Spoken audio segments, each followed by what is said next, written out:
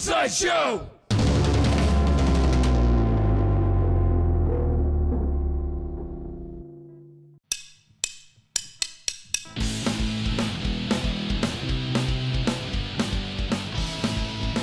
Hey everybody, welcome back to Currents. My name is Tony Sanchez and I'm a designer at Funsize, and you might think you just tuned in to your favorite reunion episode to some type of dating show, but actually you haven't. What you see here is the design team that worked on a really awesome event last year called the Big Little Print Show. And today we're going to dive into everything that went into making that event happen. It was a pretty big undertaking, took about 8 months to complete from start to finish. So today we're going to dive in to talk about it all, from conception of the whole idea, through the branding, through the curation of the artist, to the opening night. And it's going to be really exciting. But first, I want to give everybody an opportunity to introduce themselves. So I'm going to start with Esteban. Okay, what are we covering? Just name Anything you want. Anything? Anything you want. My name's Esteban. My favorite animal is a dog. My name is Dina. My favorite vegetable is a tomato. Okay, my name is Lindsay. My favorite animal is a cat.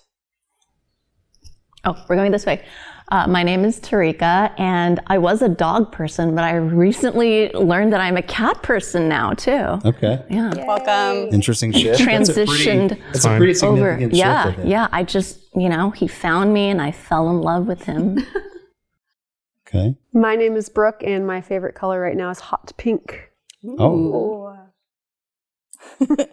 My name is Nina, and my favorite animal is a fruit bat. Nice. My name is Natalie, and my favorite food right now is a carb. Oh. Love it. Any carb. I don't know, but before we move on, what caused the shift of dog to cat? Actually, so we had a dog that passed away last year. Okay. And so I was trying to fill the void without replacing him. So I was like, we're going to foster a cat. And very quickly, the foster within 2 weeks turned into, I love this cat so much. He's ours forever. That's how that happened. So death. That's how it goes. Yeah. Death turned Heartstrings into got something you. good. Yeah. What's the cat's name? His name's Oliver. Nice, nice. Cute. That's cool. That's a good cat name. Yeah. So you have only a cat? No, I didn't mention our other dog. So sad he gets left behind. we still have a little Jack Russell. Yeah. Okay, so dog and cat. Mm-hmm. Brooke is dog only. 2 dogs. 2 dogs. 1 dog. No more dog. Pets. Double dog. Double dog. 1 cat. I have a dog and a cat. Okay. You're the unicorn here. Do you consider yourself to be a dog person or a cat person or both? Pearl's watching. My dog's going to Careful be now. heartbroken if I say cat, so I am a both person. That's why By marriage. Cat dog. It's a show for a reason, you know? Yeah. That show scared me as a kid. Yeah, what was their digestive system? Regurgitation. Well, cool. Thanks for coming to hang out and chat about this event. But also, before we get started, have you ever heard of a show called 7 Days Out on Netflix? Nope. Whenever we started thinking about putting this episode together, that show immediately popped into my head because I highly recommend it. I recommend you give it a watch. But it's a show. There's only 1 season. There's only 6 episodes. And each episode is dedicated to one type of event. And they do like the Westminster Dog Show, I think Kentucky Derby. They have a fashion show, and a few others. But how it works is they document 7 days out from the day of the event, and everything that went into like leading up to that day of like the show opening or the dog show happening, which made me think of like this show. So we'll get to that in a little bit, but just as a little fun thing, and it will relate to the concept for everybody that's listening. or watching. And I think that, is it you that said favorite vegetable? Okay. Everybody go around real quick. What's one vegetable you hated as a kid, but you love now? I'll start. Onions. Absolutely despised onions when I was a kid. But I think they're pretty delicious now, especially caramelized with a little bit of sugar. What about you? Brussels sprouts. Oh, that's a good one. I love Brussels sprouts too. My family really didn't know how to make them, so they would boil Oh, them, which made them taste terrible. So I just always thought that Brussels sprouts were terrible until I moved here and realized that you roast them, not boil them. and they're delicious. Oh, yeah. Or deep fry, and they're like crunchy. Yeah. I honestly, I liked all foods as a kid, and I still like them all. But I would say just any canned That's such vegetable. a lame answer. Any canned vegetable that we had growing up. I wasn't a fan of canned vegetables. Now I know how to cook all of them. So Fresh food only. fresh food. Yeah. I was not a fan of bitter melon, and now I love bitter melon. No. And most people still don't, but it's just if you cook it right. In like a soup, right? Yeah. You can stuff it. You stuff it with minced pork, and oh my gosh, just the depth of flavor and the broth. Yeah, You just saying definitely an acquired taste. You just saying stuffed remind me. I hated cabbage as a kid. Just a stuffed head of cabbage. A lot of cabbage in the Midwest. That's a Midwestern Yeah. staple. But you love it now? I could tolerate it now. Okay, I don't tolerable. hate it as much. Natalie?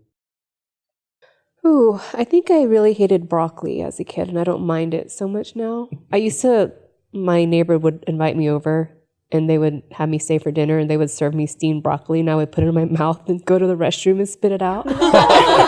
I thought that they wouldn't know, but I bet they knew the whole entire Oh, they're time. going to find out As you're now. going to the bathroom, Yeah, I was like, Did you go with did you just go all the broccoli in your mouth or back and I forth put to the enough to bathroom? where it looked like I ate something on the plate. Oh, okay. Still some left. I feel like there's a theme of mushy vegetables here, though, right? It's all about Yeah. the preparation. Yeah. Lindsay? I would have died on the hill that I hated pickles for Okay. probably 25 years. And then one day I tried a pickle and I was like, this is delicious. And I don't know what I was missing. And now I love pickles. I add them to everything. I had the same thing happen with the pickles too. Yeah. I just It's make an my own now and I acquired love taste, them. I guess. I would also say cooked carrots for me. I just thought they were so gross. We would have stews or something with them in it. I would never eat that part. And now I wouldn't say I love them, but I will add them to things and they're fine. Last but not least. I don't like carrot salad. Carrot Like- salad. Salad. Yeah, it's like a hybrid vegetable dessert. Oh.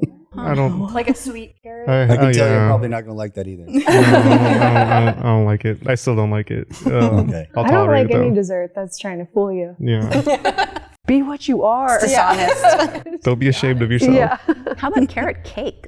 Carrot cake's good. Oh, yeah. I like carrot in all other forms, but not. I guess carrot cake is a dessert vegetable hybrid. Mm-hmm. That's fine. It's got more sugar. Okay, I think. I think that's a good segue. I have one more question before we dive into the event. Maybe this is applicable here, maybe not. Is there one meal or ingredient that changed the way you think about food? Yeah. I think again when Nina and I just moved to Austin, we went to Eastside King, and they had those beet fries. Okay. And it was just kind of experiencing vegetables in a different way, and just kind of opening your mind to different opportunities of how you can prepare vegetables. Yeah. Anybody else? Any one single meal or ingredient that was oh, okay. For me, it's more the concept of salt, fat, heat, acid. Okay. That is what, when I really leveled up my cooking game, that's when I realized that all four of those need to be in there in some way and balanced. Yeah. And then it just becomes delicious. Yeah, and then it's really good every time. That's the key. Yeah. Yeah, I think, I guess somewhere with the mushy vegetables, maybe all of our parents just cooked that. But when I had broccolini roasted, salted, I was I did not know that the broccoli or a vegetable could be something to actually be savored and not just like, let me do this have as like to a eat food this. group Yeah. thing. Like, Filler. yeah. Mine was kind of like a cultural thing. Like I had never really had Mexican food, actual Mexican food, until I moved to Texas. I grew up in the Southeast where they call queso cheese dip, and like you get an enchilada and it's just smothered in like canned sauce, you know?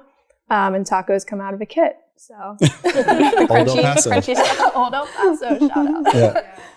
I had the opposite experience because I grew up in Thailand, and pretty much every Thai person who lives in Thailand is like a foodie, like not snobby kind of foodie, but like all of our food has so much flavor, and you're taught from a young age to kind of season your own food.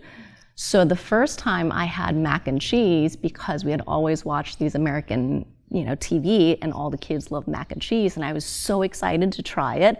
And I tried it and I was like, what? This is so bland. There's nothing in here, just cheese. And I could not understand the concept, but now I don't mind it. So Mine was soup dumplings. Oh, that's a The good first answer. time I yeah. had a soup dumpling That is life-changing. was pretty mind blowing to me. Yeah. I was like, there's, to your point, like sweet, savory, sour with the vinegar and stuff like with that. the vinegar, yeah. I was like, holy shit, I just found something amazing. Soup dumplings are a church. You Yeah. go to church when you Yeah. eat a soup dumpling. Yeah. Cool. So coming back to this 7 days out concept, we're not going to talk about this event in the frame of a 7 days out, but a little bit bigger than that, because like I mentioned, it was about 8 months ish that went into making this happen. So where I want to start is about like 3 months out. Maybe it's a little bit more, maybe less, but I want to start there and we can dig in. So first of all, like we mentioned that this event was a big little poster show. Print show. Print show, sorry. Print show. Anyway, sorry, print show. I've been doing that all day. Sorry. But I want to ask, like, why? Like, why a poster show, print show? Where did that even come from? Yeah. So pretty much, I first approached Natalie with the idea because back, I guess before like COVID, there were a lot of like print shows and like design community events that were happening. And after COVID, it kind of dropped off. And I kept hearing from like friends that they really missed like being able to participate in like those shows, just like meet up with like other designers and like just be able to create art, since a lot of the times a lot of us are kind of like sitting behind a screen but not always like being able to flex like illustration or like different like forms of like creating art. So it kind of just seemed like a good idea to maybe start thinking about it and like how we could maybe like reach back out into like the community and like how maybe we can even like use our skills to like help the community as well. So that's kind of where that idea initially came from. Yeah, I think that I remember back to when this idea kind of came around. We were talking about community, and I think that maybe the idea of an event came out of an offsite or something that we had where we wanted to focus on more like community events, because if you think about like the whole world has gone through a pandemic and perspectives have shifted, and for better, for worse, community, I think, has gotten a little bit detached and a little bit smaller. So I think that the need to bring the community together was like something we're all kind of like gravitating towards. I don't know. I agree with that. Yeah. Yeah. Because I remember back in the day, like happy hours or dribble meetups, or There were so many events, all shapes and sizes. shout out OG Fresh to Design meetups. Yeah. Mm-hmm. The after hours poster show. Oh yeah, the after hours yeah. poster show. Yeah. Under the radar. Under That's the a good one. radar. Yeah. Even like Design Week, was around, and then they disappeared during the pandemic. Mm-hmm. So, but now, why a poster show or why a print show? I think initially when we were talking about it, we were thinking it could be like all different forms of art. But then once we started to like dig deeper into how the show and the format was actually going to work, prints kind of made a little more sense just because people can like replicate them and more people can like, you know, purchase them and like it could like reach more people. Also, we really wanted to have like forms of like printing that not too many, I guess it's not really used that often anymore, like the screen printing, the lino cuts, risographs and things like that, because when we first started thinking about those different forms, it was actually pretty difficult to find like screen printers and things like that to work with. So I think kind of leaning into like those forms was something that we really wanted to work with. I remember those early conversations too. I think at some point we were like, what if someone wanted to do like pottery or clay? And then it's like, well, what happens if someone bumps into it? And then it's like a liability. I don't know if you remember that conversation or like, how can people replicate that or how can we sell multiples of those things? It's near impossible, I think. Because even thinking about how we were going to display them, like if we all knew like, okay, they're this size, this format, it's easier to kind of plan the gallery space versus if they're all different shapes and sizes, figuring out how to hang everything logistically. And people bump into things too. Yeah, it just made more sense. I think we wanted to make it really approachable for people to participate in too. So not really like anything crazy. You don't have to be an expert in, you know, letterpress printing or hand illustration or whatever. You can use digital art. You can use whatever media you want as long as it's like an editionable print. So that definitely went into the decision of the format, but also the size, which is interesting because we wanted to, you know, consider like a normal poster size at first, but I think that we ended up going with the smaller prints just to make it a little bit more approachable for people and make it feel like it's a little bit more, I don't know, like not easy, but just like simple to execute. You know, it's a simple square. Yeah. I mean, go ahead.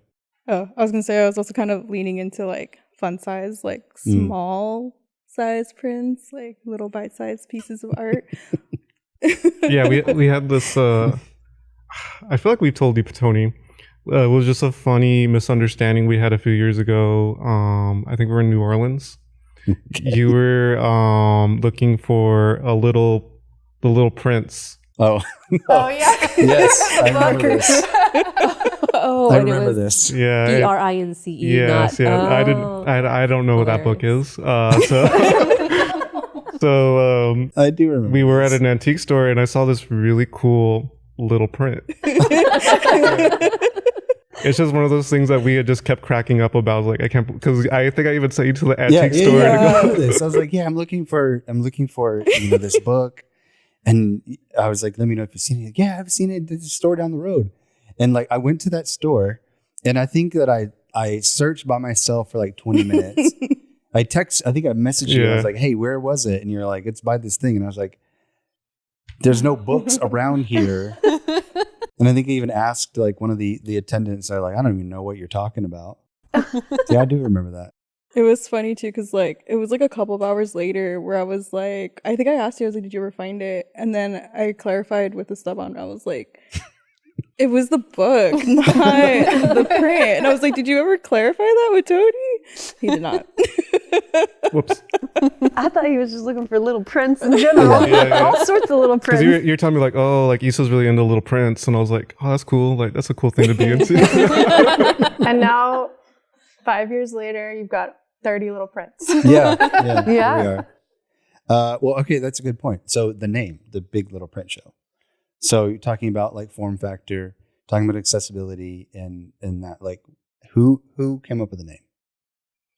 Who was the creator? There were some, right? That there was we like were riffing on a few. Yeah, and then we voted Oh, okay. on a What were couple some of of the other directions. Might have to go back in our notes. Yeah, I don't remember. I don't remember. I mean, it was like the Funsize poster show or something pretty generic. I feel like we had another one that was similar to Big Little Print Show, but I feel like it was might have just been like the Little Print Show or Yeah. something like that. And then someone added the Big Little Print Show. We're like, yes. Nailed it. I think so. I don't quite remember. It's one of those things that just seems like it was always there. I know. Yeah. Like, what else would we call it? I think we mocked up a couple options in like a font that we liked too, just to see like branding wise if it could work, if I remember correctly. And that one really felt good because it had like that stacked effect. Mhm. Oh yeah. Like kind of like the optometrist like zoom out effect. Yeah. We also liked that it was kind of a mouthful. And it's humorous because it's like Tiny prints, but it's like the big little Yeah. print show. and like contradictory. Mhm. Okay, cool. So we decided we need to have a community event. We decided, hey, print show would be cool. We're going to make them tiny. Not tiny, I guess, but tiny in comparison to a typical show. What next? I think the next step was figuring out branding because we kind of Okay. jumped into that before reaching out to like any of the curators or even thinking about curators. I think we kind of like jumped into branding because we wanted to look legit. Yeah, because the big struggle with this event is because it was the first year we were doing it. It was kind of hard to break down like what it was to people in a way that they would retain, especially without having photography of past events to lean on. So we knew that we needed some really nice, good-looking collateral to help seal the deal and make sure that people understood what the event was. Mm-hmm. Do you have any of that? Yeah, let's look take a at look. Yeah, let's take a Let's look. talk about it. Take a gander. Yeah. Let's see it. Okay, cool. Oh, Type. So as Lindsay mentioned, we did a few explorations into what that brand system could be. So we had some big little help from a few friends. Andre and Edgar worked on a few concepts. Here's a few. Natalie also worked on one also. We ended up leaning towards a mashup of this direction that does kind of have that optometrist effect. We have a cool, fun snail today. Shout out Figma. And yeah, it's kind of cool because it does kind of create that oxymoron, like how long is this logo? Yeah. And then we also really enjoyed this cute little character that Nina came up with. And then also these cool textures as well. So from there, we took that and created a brand guide. Let's see. Boop. We got our stacked logo. Pretty funny, but sometimes a little hard to use, so it's easier to use a stamp sometimes. A few colors. I like just the saturation, like Yeah. just the solid color fields and stuff that y'all went with. I forgot how we landed in this direction, but they just feel like really cheerful and inviting and approachable. All things that we wanted for this community event. Again, might be hard to see, but we have some cool textures that we pulled in.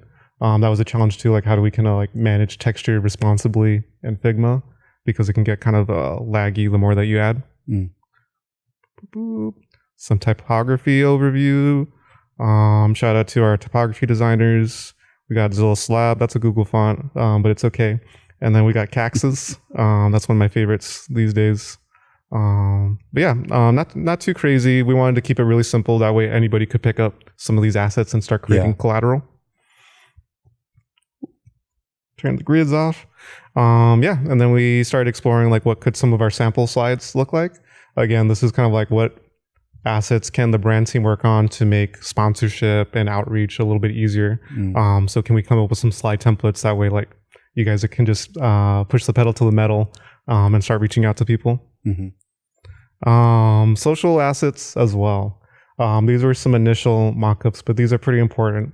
It seems like a really easy thing where you can just, throw in some images into Instagram and then wish for the best. But there's all these crazy dimensions that you got to follow. Make sure there's like clearance. It's really annoying and really tedious, but once you set it up, you can kind of forget it. Some more social collateral. We wanted to find ways where we can kind of like, shout out our curators. Right here we have two examples, Nee and Bobby. Show their photos and also a little bit about their work. And then other like just basic lockups that we can start imagining that different types of content can populate. And of course we got like the Dropbox links here. So everything's accessible for everybody. So I see that you have the charity mentioned in there, or the nonprofit. Yes. So I know that was a big part. Was that coming in at this point early on? Yeah. I guess now thinking about it, it was kind of like we were doing branding, thinking of the charity, and like reaching out to the creators kind of all at once. Because I guess before officially reaching out to the nonprofit and to the curators, I kind of just like messaged them like, would you be interested in something like this? Like kind of before like officially like diving in, just so we could see like if there was interest. So it was kind of everything in tandem. It's kind of pretty much the theme of the Big Little Friend show. Everything all at once. Yeah. Big Little Chaos. Yeah, a little bit. But Urban Roots is a really cool organization. They do urban farming under the lens of trying to inform teens and educate them about how they can be leaders in urban farming in their communities. They're like right down the street. Me and I have volunteered there a few times, and it's just a really cool place where you can, reach into the dirt and just pull out a carrot. We've cooked with some of their food too. Some beautiful looking vegetables. It sounds crazy, but it was pretty amazing, like watching it, like the meal come together, and comparing it to something that you might get from a supermarket. There really is no comparison. No carrot salad? No carrot salads on my menu. Okay. I also think in terms of like community, that was something that like when we were all starting to like get involved in this, it was so easy and exciting to like, want to help and pitch in, because we're like, that feels like really good to do right now. Like and their cause is so like good. Teaching people how to grow their own food is so important right now. So I think it was really exciting that we had them to kind of give back to. Yeah, what was it? 3 years ago, we went to the farm in Bastrop. Oh, the Pure Luck Farm? Yeah. That was like 4 or 5 years ago. That farm got sold. Really? Yeah. That's lame. Yeah. Farming is cool, but that's lame. Cool. So Urban Roots was going to get involved, and the goal was to have a show, create some prints, sell some prints, give some money back, right? Mm-hmm. So were they getting involved with obviously to what you mentioned, like food security, food confidence and stuff is very big to them. Were they influential in setting the direction at any point? Yeah, at the output, they really wanted to be involved in like creating the theme. So a few people here worked together to create a workshop where we were able to get all those ideas on paper. Yeah, and like part of the workshop, one of the things we worked on was thinking about like what the theme would be, because they were like really excited about wanting to help collaborate on that. And that's kind of where ultimately that theme came from, like a longer table, because they mentioned that was a phrase that they use like internally when they teach, right? Like the urban youth. I don't quite remember exactly. It was like something about like, it means like I wish, you had a longer table so you could like feed more people and like a big group Invite more meal. people. It's Yes, about yes. abundance and Yeah. sharing. Also, shout out Brandy Carlisle, because her song Crowded Table was also one of the members of Urban Roots was like, oh yeah, that's what I think of, is like, I want a house with a crowded table. Like, so more people are eating. Yeah. And we kind of really wanted to like lean into that too, because it's kind of referencing like the community and like how everyone's stories like come together and like everyone has a seat at the table and like able to like be a part of the conversation. Yeah, I think that's super rad. Also, like food as a community, like how food brings people together in general. So we had the theme, and you also had shown some curators. Yeah. So as part of the process, it would be important to create a group of people that could help. I don't want to use the word judge, but curate the show, and kind of sort through all the applicants, right? Because unfortunately, not everybody can be a part of the show, but you can be a part of it maybe in the next one. Yeah, for sure. But okay, so when it came down to curators, like that was going to be a big piece. So how did you all kind of navigate selecting curators for a show? I think when we first started off, we kind of just had like a space in Figma where we were like adding names and trying to figure out like who within like our community that we like would really love to like work with and like collaborate with. And I think initially I met with you, Natalie, right? Where we kind of like went through and we were like thinking like who could we reach out to? Yeah, you had a list of names already, I think, at the beginning. Mm-hmm. Yeah. And I think ultimately we came up with we had 5 curators, and then one curator was from Urban Roots. It's like one of their youth leaders. So that was pretty cool. Being able to have someone's part of like Urban Roots help curate the show. But the other 5 are some of them are like friends of Funsize, like Bobby Dixon, right? He's a friend of Funsize. He actually created a mural. Can't see it, but we have a cool mural in the Funsize backspace by him.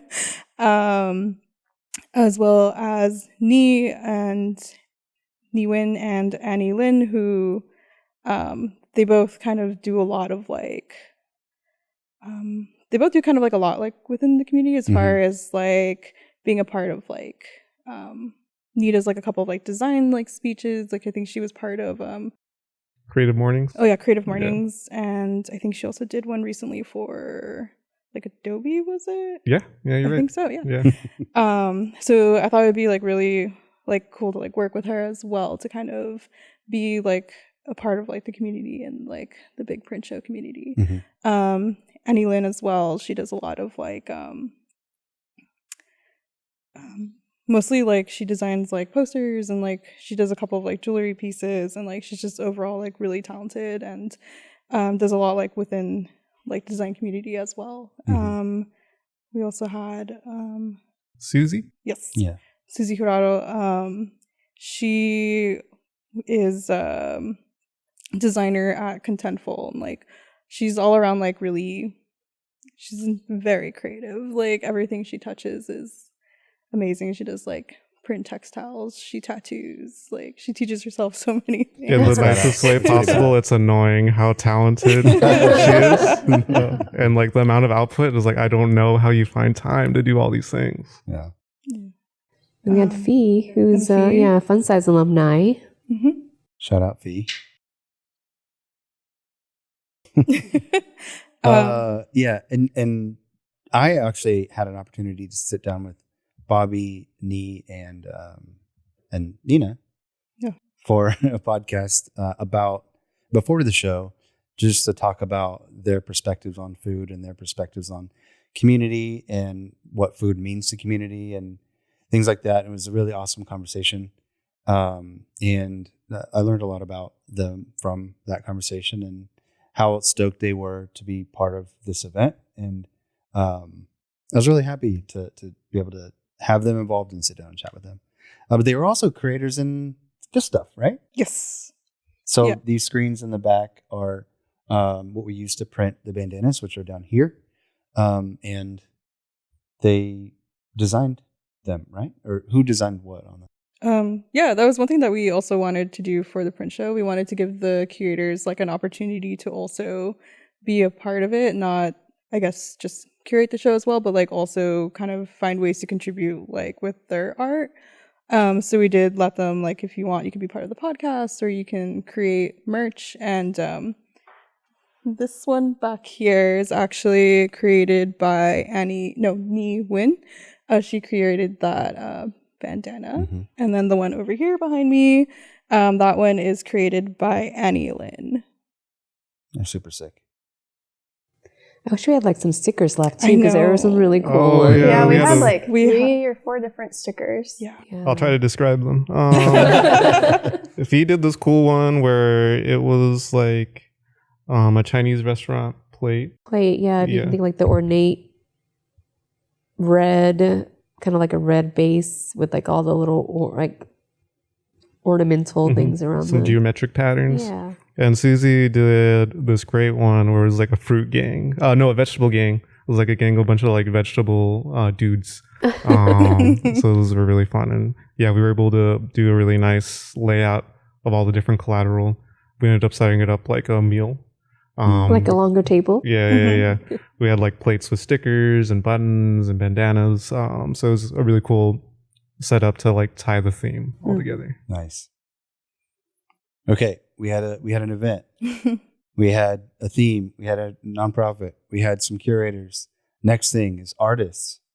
So let's talk about that. What went into that? Because I know that there were some pieces of collateral that you put together, that y'all put together to share out into the world, and then you had a sign up form on the website. Let's talk about that. Like, what all went into kind of getting the word out to the artists in the community? A lot of Google forms. Yeah. How many submissions were there? Ooh, it's a great question. Over 30. Yeah. Yeah. About 30 plus roughly. Yeah. I think from something I remember about that, it was like in us narrowing down the criteria was really challenging to like, what exactly are we going to allow? And like, since this was our first year, like, I feel like that was really challenging. Yeah, it was. Yeah. Narrowing it down as well as, because I think the call for artists, that was like a fairly simple Google form, I guess, right? Because it was kind of like just asking for like submissions. I think when it came down to like what actually they were going to create, that had a lot of, I guess, questions. Because I think I mentioned before, like trying to find like screen printers, and then like I thought there were like a risograph printer here in Austin, but I think there's only one like on the UT campus, and then a lot of the other ones I found were kind of like outside of like Austin. So it was like, oh, okay, this might not be that easy for people to be able to contact a lot of printers. So I think it was like a lot of us kind of like trying to reach out and like figure out like, okay, logistically, how are we going to get this done in time? How are we going to give artists enough time? Also, shout out After Hours, because they were willing to meet with us and kind of give a little guidance. I think with everything, but that specifically. Yeah. After Hours, and I think Annie Lynn, she did a Hurricane Harvey relief pin show a few years back. And of course, she had a nicely laid out Google Sheet of all the things that she did for that event. Nice. Yeah, that was really helpful. Because there's a lot of like language that you want to use that's really clear, but also succinct, so people will actually read it. And then in the artist agreement, you know, it's just kind of like, is there anything legal we need to cover, or anything about permissions or sharing or etc. It was kind of a lot of just learning by doing in that sense. And those are all the things like we would meet every week, and it would be like, what else? Oh, Yeah, this, maybe that, you this, should that. One answer would lead into another A 5 snowball, questions. yeah, exactly. Which I remember talking about like payment splits and then like taxing. Yeah. And all that. Oh, Like, yeah. That was how do we even do that? Maths. math is not our strong suit. Luckily, Tarika has reinvented That's Sharika's strong I suit. took the job that nobody else wanted, but I really wanted. So I CFO? enjoy the numbers crunching part. I love budgets, weirdly. So it was fun for me to, crack the whip on everyone and be like, is that in budget? How do we pay for that? Yeah. You were like, does anybody mind if I do this? And we're all like, yeah. Everyone was like, take it. And I was like, sweet. Yeah. I think that's what works so well. Like, I know there's like, you know, a lot of people up here, but we each brought one thing to the table, and we each like leaned into that thing that we were really good at or really passionate about. That was really beautiful to see it all come together. I don't know if you're going to touch on that or if I skipped ahead. No, I think that's actually a great segue. Yeah. I think that everybody had a part. And I don't think that it would have been able to be possible if people had not had a part. I feel For like sure. we feel that at Funsize sometimes, just like in general, how it's cool that we all bring very unique skill sets to the table. But this was a microcosm of that, of all of our previous life experiences led to this moment of like because I used to work for sponsorship events and stuff like that. So I was like, I can do that. You know, I've done it before. Great segue. Let's talk about what happened. We needed sponsors. Yeah, honestly, it was like I worked for this event company called the Taste St. Louis or Entertainment St. Louis, and literally that's what I did for my college internship, and then went into like working for them for a while. And all of sponsorship is just asking for things and money, and so I was like, I can be that person. We're gonna need things, and we're gonna need money, and we didn't get as much money, but we definitely got a lot of in-kind sponsorship, which like landed an awesome bar, a free, bar for everyone that came to the event, and water and, non-alcoholic beverages. So that was really cool to like, that felt like our whole goal was we wanted this to be really polished. We wanted it to be like a real event, not just something we threw together. And I felt like having all of that help from all the sponsors really took it to the next level and made The cocktails were legit. Yeah. Yeah. And the menu, shout out Natalie, awesome menu, came together in like the last, 2 hours before the event. Well, there's a lot of like background work that goes in before that too. Like we had to build our sponsorship deck and make it look really Right. legit without having any photos of what we could do because we've never done this before. Yeah, we had to Or like have any a- way to estimate guest count. Yeah, we had to estimate the guest count, and we're like 100? 100. 1,000. No, literally at first I was saying like 5,000 people for sure. For sure. Everyone in town. Yeah. Like we had to have a really legit website. Shout out Dina. Yeah. So Well, Brooke actually did the first version of the I website. did do the first version. I was Shout like, out Mark can Brooke take and Dina. Yeah, but Our not without yeah. Dina's help. our Webflow wizards. Yeah, it all came together. A lot of guessing, but we did it. But I think Fake that's it till you anytime. make it. Yeah, I think that anytime you do something new, like you just kind of figure it out until you figure Fake it it out. till you make it. Yeah. Awesome. So, all right, that's about 3 months ish out. Mm-hmm. So fast forwarding to about like 2 weeks out. What was going through everybody's minds about 2 weeks out from the show? Chaos? Yeah. Pure chaos. Yeah. A lot of chaos. A lot of responding to frantic emails from artists. Yeah. We had to get this space ready. Yeah, like mocking up the space, making sure Mhm. we were ready to set up. Yeah. Actually, I heard it's something somebody called a wall boss. Yeah. Well, boss. I won't take all ownership for laying out the show because she's off camera, but Nicole is actually really thoughtful, had a lot of great recommendations on how we set up this whole space. This whole podcast studio is actually where we had the show. And again, it was just a really good opportunity for us to like kind of join forces and do something really nice and organized, and lean on our past experiences. We've shown here during East in past years, and I swear it'll take me like 2 days to set up just one wall. Mm-hmm. So coming in for the Big Little Print show, I kind of had a good idea of like the challenges. So I came in with like a comically long level stick. Natalie had like the laser leveler. We had like the little schematic of the printout of like where everything goes. So everything was just super organized. We had Lindsay and Dina here helping us like put things on the wall. So it was very streamlined, very organized. Everything came together pretty easily, I feel like. Mm-hmm. Can I show the floor plan? Yeah, we can show the floor Oh, yeah, plan. let's see Yeah. Yeah, very detailed floor plan. I've seen it. We're the snail. Yeah, Wow. yeah.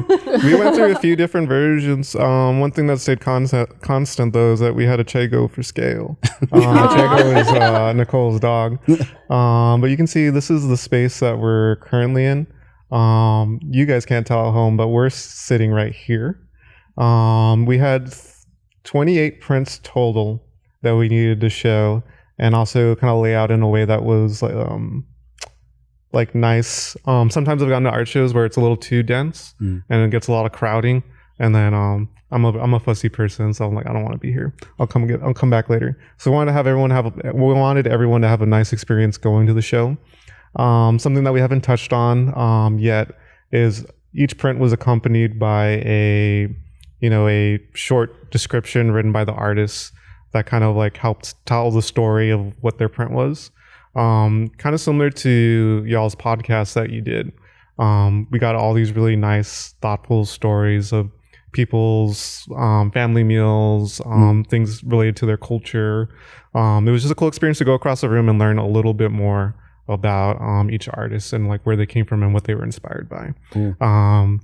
But in terms of laying that out, that means that we got to have at least like 8 to 12 inches between each print.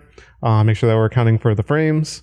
The frames, remember we were thinking they don't like line up to exactly the dimension. Yeah. It's like 12.9, but the label says 12. So it's really annoying, but just catching all those little details ahead of it was really helpful. I think we also mocked up the artist statement cards like 3 or 4 times just Yeah. to make sure that everything fit on the wall. Yeah. So you're Even literally like mocking- reshuffling for artists dropping out last Oh, minute. yeah. Yeah. That as well, yeah. So y'all were literally like mocking the space up. Yeah.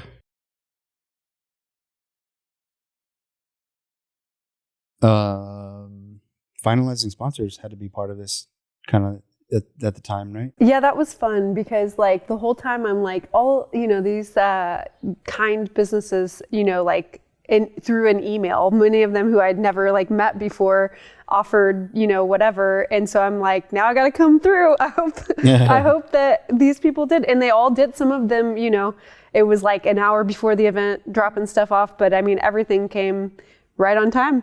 Nice. And then I think maybe at this time I was printing the bandanas. Mm-hmm. That was really fun. Was Yeah. it around that time? A couple of weeks out? I think it wasn't.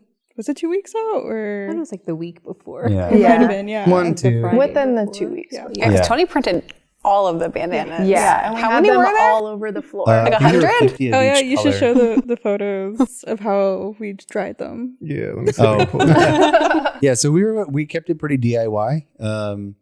I have a background in screen printing, so to make our CFO happy, I was like, we can do this ourselves.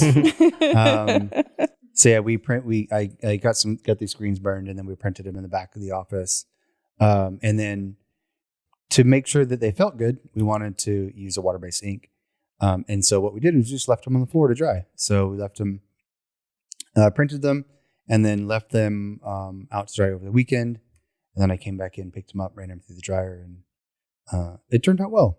I think it turned out pretty good. That was also another instance where, in the nicest way possible, I was like annoyed by how talented you were. Because like I came in and there's a big old stack of bandanas, and I was like, man, this guy's gonna be here all weekend printing these. And Tony didn't even break a sweat. It was like an hour and a half. Barely. He left home before we did. It was fun. I enjoy that. So I will definitely do it again. I'll sign up. And for that job. so many people are asking about them too. Yeah. Yeah. You know, one guy bought one. Yeah. We sold it to him. Did he? Yeah. Did he? Shout out to Shout out to Ghost. that guy. Everyone was asking about all the swag. I think that is one learning lesson, is to have more stuff to sell on on our end. I'm glad you pulled that up. What was the print shop that donated those? Goodie bag. Thank you. Yes. Yeah. Those were such a big hit. Everybody. Oh, the tote Those bags. tote bags were so cute. The colors are they work so well. Mm-hmm. The color match was perfect. Yeah. That's another detail that we considered ahead of the event is, how can we make the artists feel really special on their like special day of like showing their work and showing up for their community. So each artist received a goodie bag with a tote, the bandana, and a few other little trinkets. We included the stickers from the curators and a thank you card. And buttons. Yeah, that we was had- another thing. We printed buttons for all of the curators. It said like big little. Do we have a photo of it? Big little buttons. It's like official big little artist. I think. Yeah. Yeah. You can see them in the bowl there. Nice. Yeah, y'all really crushed it with the layout of the show. We love a theme. Yeah. I think that another thing happening was like artist progress updates. Mhm. Some people were moving faster than others.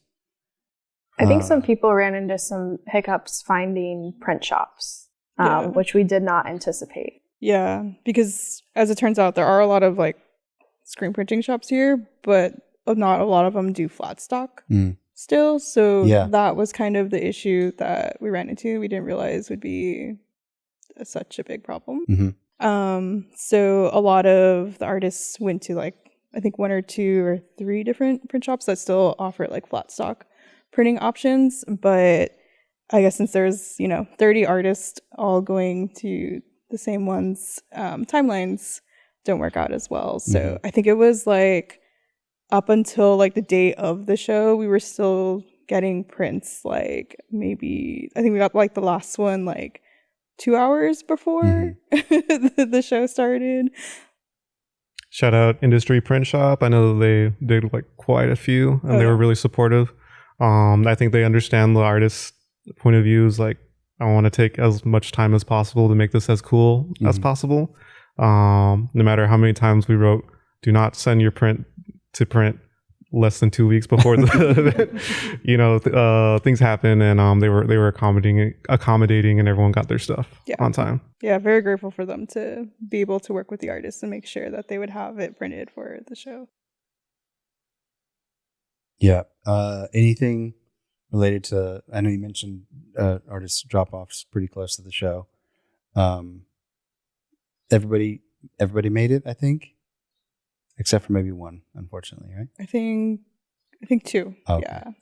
Yeah. I think that's a pretty good rate. Yeah, honestly, we were pretty happy with that because that was one of the things that we were kind of thinking about as we were planning for it. We're like, what happens if no one brings their stuff? Or like, what happens if only a couple do? Like, what do we do? So it was kind of something that we were like, we'll think about that later. Cross that bridge when we get there. Yeah. For sure. And a lot of it just came together at the end, like when we were making the programs and we were, listing out all the artists' names and figuring out, if there are going to be a couple of gaps, like how do we lay that out? Or, how do we mitigate the layout of the posters themselves on the walls so that we don't just have like a hole if we are still waiting on one. So that was something that just kind of came together at the end. Yeah. Because I think even you and no one mentioned- even really noticed. Yeah. No one did. I think that was something too, like you mentioned the programs. I remember it was like the day before where we were still like shuffling names and like reordering things. So we're like, we have to send this to print, but we want to make sure that they have time to like be part of the show. Yeah. So that was, I feel like the last week it's kind of a blur. Yeah. I don't know how you all feel, but the programs were so worth it though, because we had a fun little scavenger hunt on them that people loved. Yeah, I was like, like find an oyster or like a duck, and like you find it in one of the posters. That definitely came out of the workshop that we did with Urban Roots. Urban Roots. Thank you. Yeah. Do you have that? Yeah, we got a little It'd be cool to take a look at photo of just it. real quick. Yeah, because they were saying they do that at some of their events, and like kids love it, but adults love that too. So that's someone actively, scavenging and hunting. Let me pull up the design real quick.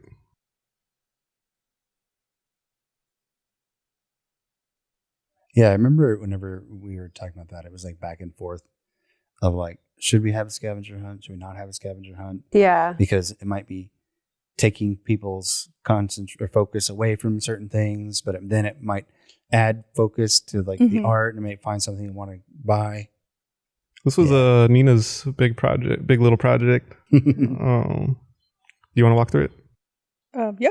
So on the cover, obviously we have like big little print show and like mentioning the artists and like where the proceeds go to.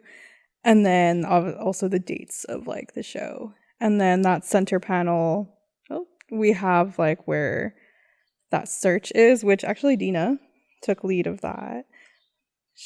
That's funny. Actually, now I'm thinking about it, like that was also why we couldn't get this printed yet either, because we were waiting for everyone to drop off their prints. Because I remember it was really important. I wanted there to at least be like something in every piece. I didn't want it to all be like on the same 10 pieces. Like that way, like you had a good excuse to get around the whole room. Yeah. So Dina did a really good job of like making sure that like everything was taken from like each poster. That way it's no like repeats or like everyone actually has to like go look at the details of like each print. Well, and a fun fact is that we didn't actually know what the artist's prints looked like until they dropped them off. Like we didn't get proof of concept or anything. So that was part of our process, that we were just kind of surprised when we saw the artwork. So we wanted to wait and make sure we had the contents reflected. Definitely. And then on that final panel, we have like the name of the show, which was A Longer Table, a short description about what we mean by a longer table. And we also listed out all of the artists and included their social profiles as well. Super cool. I got the longest URL username. And Cool. then on the inside, we had, shout out to like Urban Roots, QR codes where people could learn more, sign up to volunteer, or donate money as well. Quick recap of the curators, and then a little bit about Funsize and who we are. Our Nice. premier sponsor. Yeah. All right, cool. So we had all of these things coming together. Artists had dropped off their work. The work had been hung up on the walls. Show opens, opening night. It was a great turnout. Tons of people came out. Way more than we expected. Yeah. Almost too good. Yeah. Yeah. At some point, I thought we were going to get the fire station, like the fire people are going to show up and be like, you're over your 11-person capacity. I mean, I is think crazy. the open bar like kind of helped people linger a little bit, and it was mostly people's friends and family. So like everyone was just kind of hanging out, which was cool. That's exactly what we wanted. Yeah.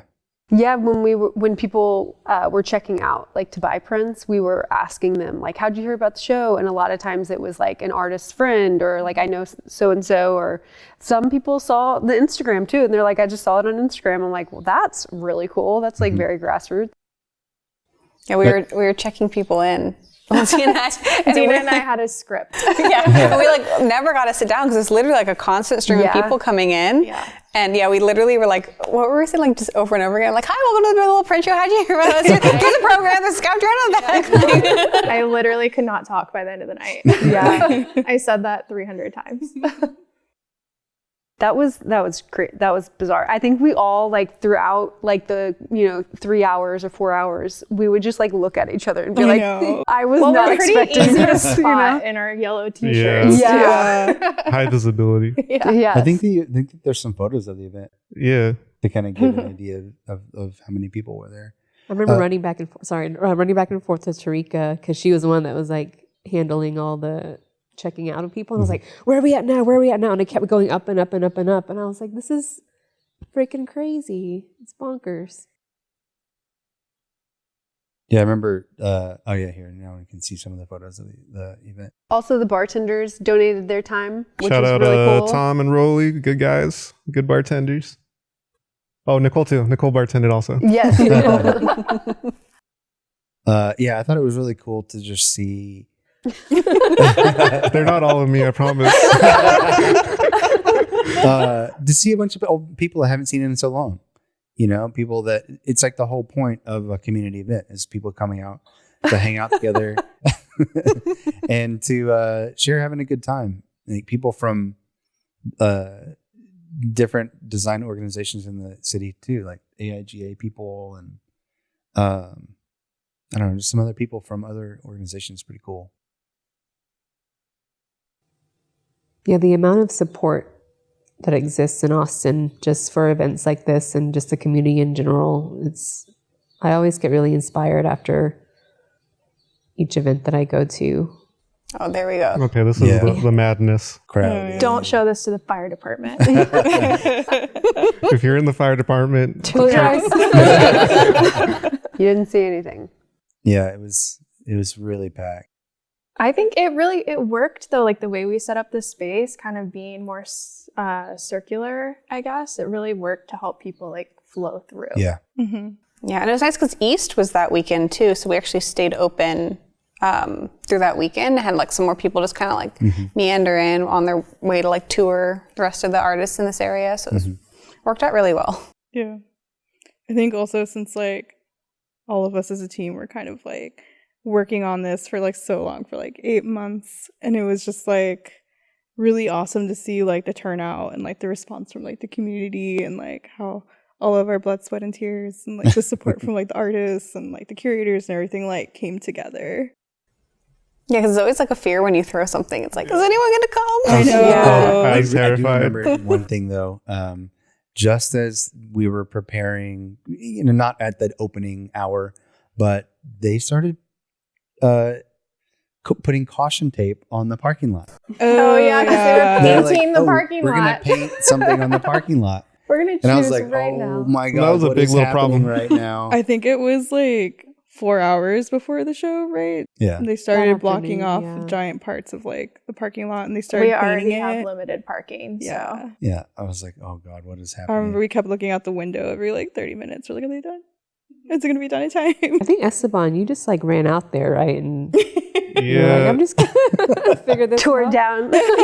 Everyone that night had their station, but mine was a little more fluid. So every 10 minutes, someone's like, "Hey, can you make a sign for this? Hey, can you make a sign for that?" And then I went out with a big stack, like park somewhere else. You got to park somewhere else. And then I saw one of the dudes that works at Canopy, and I was able to give him a heads up, like, "Hey, we're having this big little event, and we're gonna need these parking spaces." And they just decided, let's cut that caution tape and let people through. Oh wow! So they did. Yeah. Oh, I was wondering how that all kind of happened. You were the guy. Shout out Canopy. Shout out Kennedy. Shout out Esteban. Okay, cool. So it was an amazing turnout. Again, opening night throughout East, and then the closing. Let's talk about what happened. What was the impact? What were the outcomes? I think we have a little summary that we can share. Yeah. I think this blew all of our minds, like the impact outcome. Yeah. Whoop. All right. Let's go back a little bit. Our goals were 1, to reignite lost in design community. 2, support organizations in our community, and 3, celebrate diverse voices, perspectives, and stories. Nonprofit was Urban Roots. Our curators. But let's get to the results. It's a really big deal. We raised about $10,000, all of which was donated to Urban Roots. We featured 28 artists, which is crazy when you see like the large breadth of different work here. We had about 500 plus visitors over the 2 weeks that the show was open. You can see a little snapshot of like during the event. This is the fun one. We had 5 custom cocktails, 2 types of wine, 2 flavors of ice cream. Shout out Lick. And then, crazy enough, we sold 405 prints, which is insane. Shout out to all of our sponsors here. Shout out to the team. We're very thankful for everyone that helped us along the way. Thankful for this team. Thankful for all of our sponsors, everyone who helped make this possible. Yeah, I think that I remember whenever these slides were posted to the Instagram stories, it was like really impactful to see the resolve and the outcome of the show, but also like you were saying, like the effort as a whole. Mm-hmm. That's pretty cool. Little posters, big impact. Little posters, big impact. Oh my gosh. I mean, okay, so it's so cheesy, but I mean, like starting with a value like that, that's our goal. We want to like have little posters and we want to create a big impact. And although we had no clue how we were going to do that, like we achieved that, which is kind of crazy, like in the first year. Yeah. I'm very proud of you guys. Proud of all of us. Yeah. I didn't ask, but like I imagine that Urban Roots was really stoked. Yeah. They were pretty happy. Yeah. Do they have any ideas on maybe they let you know, maybe they didn't, what they would do with that money? I don't think they did let us know yet. Probably put it to use, I'm sure. I'm sure, yeah. For sure. Awesome. Well, I know that there was the website for the show, but now it's transitioned into something a little bit different. Yeah. Not completely different, but a little bit different. Mm-hmm. Yeah. So if you go to the same URL as before, you'll see that we've updated a little bit, and you'll see pretty much the recap that we just went through, with a couple of like photos and videos that some of the people from our community actually took. You'll see here's like that recap that we just went through. We also have the artists, and if you click into them, we also included their artist statement because we just really wanted people to be able to continue to like see the stories and like the messages that the artists included with their pieces of art. And then this is super cool. we also included things, what we're calling from the feed, which is pretty much just Instagram videos and things that are from the community. These are all, we didn't take these. They're like things that people who attended the show or like some of the artists actually filmed of like, you'll see that last one where Lynn was like showing like her screen print. No, what was it? Lino cut. Lino cut, sorry. Where she was like showing the process of like her lino cutting. Very cool. So it's kind of cool that like it's really reaching out like once again into like the community and showing like all of like their contributions. That one sold out too, right? Immediately, almost. Yeah, Yeah, pretty close to yeah. Immediately. And then at the Almost on the first night, yeah. Yeah. And then we also have linked to the previous podcast that we did where I think we mentioned that before with Tony, Bobby, and Nee as well. And this is where you'll also see this current podcast linked as well. Yep. And then at the bottom, we have a button for y'all to sign up to get updates, which will let you know updates about like the next print show and any further details. On that topic, what's next? All TBD. But it's all figured out now. Yeah. Oh yeah. It's all Yeah, we've figured got out. it. There's a few big little things we got to figure out. But I think a lot of the foundation is there. It'll be nice. Yeah, exactly. We have at least like a framework, whereas last year we were figuring out the framework as we were going. So it'll be nice to have some like milestone deadlines and things like that that are more concrete. Probably be easier to like approach people about it too, because now we have like a past show as an example. Yeah, cred. Yeah. Yes. Lots of cred. We're I legit. think also when we were planning it initially, I feel like we all had like tons of ideas of like things that we really wanted to be able to do, but we kind of had to cut things out and like really narrow down the scope because it's like it is our first year, so we want to like figure out certain logistical things first. So it'll be interesting to see if like maybe this year we could maybe incorporate a few more things. Like I know we wanted to do like more things with like the artists, and like it would be cool if we could like have more events with like the artists and like get to know them more, like even with the curators and things like that, or even set up like working on your poster day or something like that, where everyone like comes together and they can like sketch or like print together or things like that. So. Leaning into community. Exactly, further, yeah. So it'll be cool to see if we can incorporate like even more That's cool.